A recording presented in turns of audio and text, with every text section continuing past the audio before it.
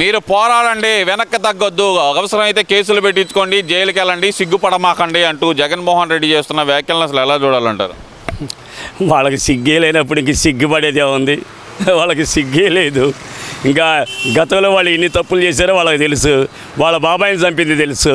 అవన్నీ తెలుసు. అవన్నీ బయటికి తీసుకురామనండి ముందు. వాళ్ళ బాబాయిని చంపినవి కానీ, నిక్కర కేసు కానీ ఎన్నో ఎన్నో ఎన్నో ఉండయి. అవన్నీ బయటికి తీసుకురామనండి. అవి తీసుకురారు. కేసులకు ఎందుకు ఇంకా భయపడేది? అసలు కేసులు భయపడేది ఎవరు? ఇంకా 4-5 తప్పితే ఎవ్వరు లేరు. వాళ్ళ ఎమ్మెల్యేలు మొత్తం కూడా హాయిగా వ్యాపారాలు చేసుకుంటున్నారు. వాళ్ళందరూ కలిసిమెలిసి తిరుగుతున్నారు. అందరితో పాటు కలిసిమెలిసి తిరుగుతున్నారు. బాబోయ్, ఇంకా ఈ గవర్నమెంట్ వాడు మనల్ని ఏమి చేయదు కాబట్టి, ఇక మనం ఏ తప్పు చేయలేదు కాబట్టి మనల్ని తప్పులు అనేది చిన్న చిన్న చేస్తాము. అవన్నీ సహజం. పెద్ద పెద్ద తప్పులు చేశారండి వాళ్ళు. ఒక 12 మంది 13 మంది. మిగతా వాళ్ళు ఎవరు 175 మందిలో 165 మంది ఎవరు పెద్ద తప్పులు చేయలే. అంటే ఇవన్నీ మా తెలుగుదేశం ఎమ్మెల్యేలు కూడా చేస్తారండి తప్పు. వీళ్ళు చేస్తారు, వాళ్ళు చేస్తారు. చిన్న చిన్న తప్పులు చేయకపోతే ప్రజలకు డబ్బులు ఇచ్చిన యాడ్ నుంచి తేవాలి.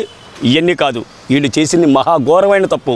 మనుషుల్ని చంపారు, మనుషుల్ని హింసించారు, ఆడవాళ్ళని హింసించారు. ఆడవాళ్ళ అమ్మాయిని ఎవరిని బాంబే నుంచి తీసుకొచ్చి ఇన్ని ఇబ్బందులు పెట్టారు. ఒక ఐఏఎస్లు ఐపీఎస్లు చదివింది దీనికోసమా? వీళ్ళు కూడా ఒక ఎమ్మెల్యేకి సపోర్ట్ చేస్తారా? ఒక ఎంపీకి సపోర్ట్ చేస్తారా? ఒక ముఖ్యమంత్రిని సపోర్ట్ చేస్తారా? మీరు ఐఏఎస్లు అంటే ఏంటి, ఐపీఎస్లు అంటే మీకు ఎంతో ఉన్నతమైన స్థానం ఉంది. మీకు ఆ స్థానాన్ని మీరు నిలబెట్టుకోవాలి. డబ్బు సంపాదించుకోండి, కొద్ది గొప్ప సంపాదించుకోండి, దానికేం తప్పులేదు. సంపాదించుకోండి, నేనేం కాదంట్లా. ఇవాళ కలికాలం. ఈ కలికాలంలో సంపాదించుకుంటున్నారు. ప్రతి ఒక్కడు తప్పు చేస్తున్నాడండి. తప్పు చేయని మానవుడేడండి. డబ్బు కాదు, మనుషుల్ని హింసించవాకండి, చంపవాకండి. వాళ్ళు ఏం చేశారు? ఏం తప్పులు పడితే ఆ తప్పులు చేయవాకండి సార్. నేను అనేది ఏంటంటే, ప్రజలకి మీరు తప్పు చేస్తారు, చేసిన వాళ్ళు కొద్దిగా వాళ్ళకు కూడా శిక్షలు వెయ్యండి. మీకు ఉన్న అధికారం అలాంటిది. మీ అధికారాన్ని దుర్వినియోగం చేసుకోవాకండి. ఒక ముఖ్యమంత్రికో, ఒక ఎంపీకో, ఒక ఎమ్మెల్యేకో దాసోహం అయ్యారనుకో, ఇంకా దేశం ఎందుకు, ప్రజలు ఎందుకు, ప్రజలు ట్యాక్సులు కట్టడం ఎందుకు, మేము ఈ రోడ్డు మీద బతకడం ఎందుకు? మీరు చేయాల్సిందల్లా ఒక్కటే, ప్రజలన్నీ కాపాడినప్పుడే మీకు ఆ గౌరవం పెరిగిద్ది.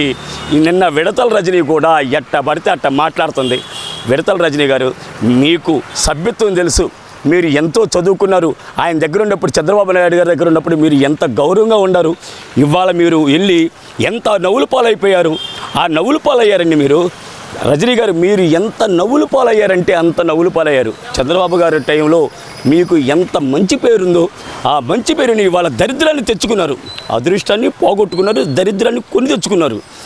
మీరు ఎప్పుడైనా సరే మంచిని ప్రేమిస్తే ప్రజలు మిమ్మల్ని ఎప్పుడు ఆదరిస్తారండి. ఓడిపోవచ్చు, ఎప్పుడు మనమే గెలవాలని లేదు, ఓడిపోతామనేది లేదు. రేపు తెలుగుదేశం పార్టీ గెలవచ్చు, ఓడిపోవచ్చండి. దానివల్ల దానికే తప్పు లేదండి. కష్టము మనం చేసే దాంట్లో మంచి పనులు చేస్తే ప్రజలు ఆదరిస్తారు. నిన్న లోకేష్ గారు 10th క్లాస్ పిల్లల్ని పిలిచి వాళ్ళని ముందు కూర్చోబెట్టుకుని వాళ్ళతో మాట్లాడుతుంటే ఎంత గౌరవంగా ఉంది. అట్లాంటి గౌరవంగా మనం మాట్లాడుతుంటే పిల్లల్లో కూడా మంచి భావం కలిగిద్ది. చాలా చాలా మంచి భావం కలిగింది పిల్లల్లో. మా విద్యాశాఖ మంత్రి గారు మమ్మల్ని పిలిచి ఇంత గౌరవిస్తారా, ఇంత ఇదిగా ఉంటుందా, మేము ఇంకా ఎంత మెరిట్ తెచ్చుకుంటే మాకు ఇంతకన్నా ఎక్కువ గౌరవిస్తారని చెప్పేసి వాళ్ళలో ఇంకా ఇంకా మెరిట్ అయిపోతారు. వాళ్ళ తల్లిదండ్రులు కూడా ఎంత ఉత్సాహంగా ఉండారు చూసావా? అలాగ రావాలి.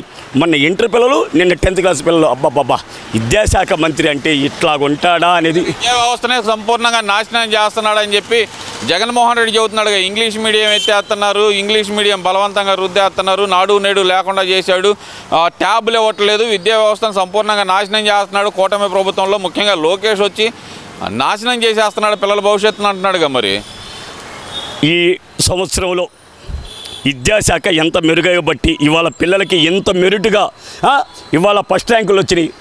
ఇలాంటి ఫస్ట్ ర్యాంకులు స్కూళ్ళల్లో కానీ కాలేజీలు రావడంలో ఎప్పుడైనా చూసారా? ఎంత మంచి మంచి ర్యాంకులు వచ్చినాయి కాబట్టి పిల్లల్ని పిలిచి గౌరవించాడండి లోకేష్ గారు. ఇంకా మెరిట్ అవ్వండి. మనం విద్యాశాఖని ప్రైవేట్ స్కూళ్ళ కన్నా ధీటుగా మనం పోటీపడి చేద్దాం. వాళ్ళు ఫస్ట్ ర్యాంకు, 2వ ర్యాంకు, 3వ ర్యాంకు తెచ్చుకుంటారు. అట్లే మనం కూడా తెచ్చుకుందాం మన గవర్నమెంట్ స్కూల్లో. జపాన్లో కూడా ఇంతకన్నా బాగా చేశారు. జపాన్లో కూడా ఇట్టనే చేసేవాళ్ళు.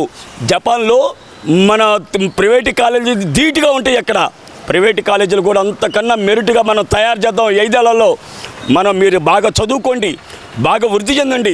మన గవర్నమెంట్ స్కూల్లో టీచర్స్ కానీ వాళ్ళకు కూడా ఎంతో గౌరవాన్ని పెంచినట్టు ఆయన లోకేష్ గారు. ఎందుకంటే కాదు అసలుకి ఇదంతా ఒక ఎత్తు అనుకుందాం. మరో పక్కన ఏంటి ఈ లిక్కర్ స్కామ్ ఏమంటారు అసలుకి? గందరగోళం మొత్తం ఐఏఎస్లు అందరూ దాంట్లోనే వెళ్తున్నారు. అసలుకి గతంలో వైఎస్ రాజశేఖర రెడ్డి గారి సైన్లో ఆమె పేరు ఏదో ఉందండి, శ్రీలక్ష్మి గారు ఎంత బాధపడ్డారో చూశారు కదండి. మన జగన్మోహన్ రెడ్డి గారు దీనివల్ల తప్పులు చేసి మన రాష్ట్ర పరువు పోయింది కదండి. ఐఏఎస్లారా ఐపీఎస్లారా మనం చేసే పని డబ్బు సంపాదించుకోండి సార్, మేనేం తప్పు అనట్లేదు సార్. ఇలాంటి పనులు చేసి మన ఆంధ్రప్రదేశ్ గౌరవాన్ని తగ్గించారు సార్ మీరు. ఐఏఎస్లు అంటే ఏంటో తెలుసా? రాష్ట్ర గౌరవాన్ని పెంచుతారు, రాష్ట్ర అభివృద్ధిని పెంచుతారు, పిల్లల భవిష్యత్తు పెంచుతారు. ఊళ్ళోకి వెళ్ళి ఎక్కడైతే ఏమైనా అరాచకాలు జరిగితే దాన్ని కాపాడతారు సార్ మీరు. అలాంటి దానిని మీరు పాడు చేయవకండి సార్. ఐఏఎస్లకు ఒక ఎంతో ఉన్నతమైన స్థానం సార్ అది. అసలు ఒక జిల్లా కలెక్టర్ అంటే ఎంతో ఎంతో గొప్పది. ఒక ముఖ్యమంత్రి గారికి ఎంత ఉంటుందో మీకు జిల్లాలో అంత పట్టు ఉంటుంది మీకు. అలాంటి పట్టుని మీరు విడదీయకండి. ఎంతో మంచి సంపద సృష్టించుకోండి మీరు. ఎంత మంచి పేరు తెచ్చుకుంటే అంత మంచి సార్ మీరు. జీవితంలో మనం చేసే తప్పులు ఎన్నో ఉంటాయి, అలాంటి తప్పులు చేయవాకండి. ఎన్నెందుకు ఇట్లాంటి తప్పులు చేస్తే మన జీవితాలు మనమే నాశనం చేసుకుందాం. మన బిడ్డలు రేపు పొద్దున పలానా ఐఏఎస్ గారి పిల్లలు ఇట్లా తప్పు చేశారా అని చెప్పేసి 10 మంది చెప్పుకోకూడదు సార్. మనం 10 మందికి చెప్పేవాళ్ళం, 10 మంది చెప్పించుకోకూడదు. మనం ఎంత గౌరవాన్ని మనం పెంచాలి. మన పిల్లలు రోడ్డు మీద వెళ్తుంటే అబ్బా ఐఏఎస్ ఆఫీసర్ గారు పిల్లలరా, వాళ్ళు చూడరా వాళ్ళ నాన్న ఎంత గౌరవం అని ఎంత మంచి చేస్తున్నారు చూడరా, రోడ్లు ఎలా వేస్తున్నారు చూడరా, ఏదైనా ఊళ్ళలోకి వెళ్ళి వ్యవసాయ రైతులకు కానీ ఇట్లాంటి ఇన్ని మంచి పనులు చేస్తారండి. పిల్లల గౌరవాన్ని పెంచండి. డబ్బే ఉంది సార్. అసలు కూటమి ప్రభుత్వం వచ్చే అన్యాయంగా కేసులు పెడుతుంది, అక్రమంగా అరెస్ట్ చేస్తుంది. పాపం వల్లభనేని వంశీ మీద 11 కేసులు పెట్టారు అంటూ బాధపడుతున్నాడు కదా. మరి జగన్మోహన్ రెడ్డి గారు మీరు మటుకి అతని మీద తప్పులు ఉండయండి. గతంలో ఎన్ని తిట్టాడో మీరు తెలుసు, అసెంబ్లీలో ఎన్ని తిట్టాడో తెలుసు. ఎక్కడ దాకా చంద్రబాబు నాయుడు గారి భార్య భువనేశ్వరి గారు ఎంత బాధపడ్డారో నాకు తెలుసు. అసెంబ్లీలో మీరు అన్న మాటలు, బయట అన్న మాటలు మామూలు మాటలా సార్? ఎవరైనా అన్నం తినేవాళ్ళు ఆ మాటలు అంటారా సార్? అన్నం తినేవాళ్ళు అంటారా సార్? ఒక్కసారి మనస్సాక్షి మీరు ఆలోచించడం. మేము మీడియా ముందుకు వచ్చి మాట్లాడాల్సిన అవసరం ఇవాళ ఎందుకు వచ్చింది? మేము ఆయన గురించి మేము ఎందుకు అంటున్నాము? ఆయన్ని ఎప్పుడైనా సరే చంద్రబాబు నాయుడు గారు ప్రజల మనిషి అండి, ప్రజల కోసం బతికాడండి, ప్రజలకు సేవ చేయాలనుకున్నాడండి. అట్లాంటి నాయకుడిని మీరు ఎన్ని మాటలు అనిపించారండి. జగన్మోహన్ రెడ్డి గారు అనమన్నాడని చెప్పేసి ఏదో సజ్జలు అనమన్నాడని మీరు అంటారండి. అది మన ఉన్నత స్థానం మనం తగ్గించుకున్నట్ట పెంచుకున్నట్ట? మన స్థానాన్ని తగ్గించుకున్నాం. మన స్థానాన్ని గౌరవం పెరగాలంటే సార్ మేము అనలేదు సార్, మేము ఎటొక్కటి వెళ్ళిపోతాం సార్, మాకు రాజకీయాలు వద్దండి. ఇట్లాంటి మీ ఆటలు మేము అనం.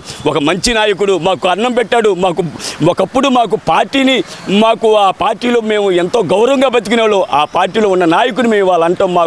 మేము అనలేము సార్, మాకు పదవులు వద్దు, ఏమొద్దు, అవసరమైతే ఈ ఊరు వదిలిపెట్టి వెళ్ళిపోతాము అని మీరు అంటే ఇవాళ ఎంత గౌరవం ఉండేది మీకు. ఆ గౌరవాన్ని మీరే నాశనం చేసుకున్నారు. ఆయన ఏమైనా కేసు పెట్టాలని పెట్టలేదు సార్, మీ మీద ఉన్న కేసులే ఆయన పెట్టాడు సార్. ఎగస్ట్రా కేసులు ఎప్పుడు పెట్టాడు చంద్రబాబు నాయుడు గారు.